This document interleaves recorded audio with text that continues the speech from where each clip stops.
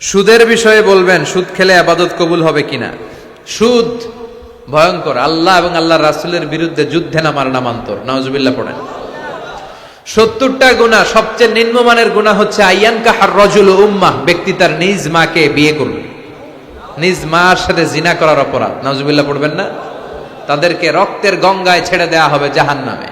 এই গরম টকবগে রক্তের পানিতে ওরা সাঁতার কাটতে কাটতে যখন পারে আসতে চাইবে, ফেরেশতারা আবার পাথর মারবে, ওই পাথরে ওদের নাক মুখ ছিটকে উল্টে ওরা সাগরে পড়বে, আবার আসতে চাইবে, এরকম চলতেই থাকবে। এজন্য সুদের সাথে মুমিনের কোনো সম্পর্ক নাই। কিয়ামতের দিন যারা সুদখোর ছিল এদেরকে চেনা যাবে, এরা পাগলের মতো মাতালের মতো উঠবে। জিনে ধরলে ভূতে ধরলে লোকগুলো যেরকম লাফায় আর কাঁপে আর নাচে, কিয়ামতের দিন এগুলো কাঁপতে কাঁপতে উঠবে, দেখেই বোঝা যাবে এগুলো সুদখোর। এজন্য সুদের সাথে আমাদের কোনো সম্পর্ক নাই। কনভেনশনাল যে ব্যাংকিং সিস্টেম আছে এগুলো বন্ধ করে দেন।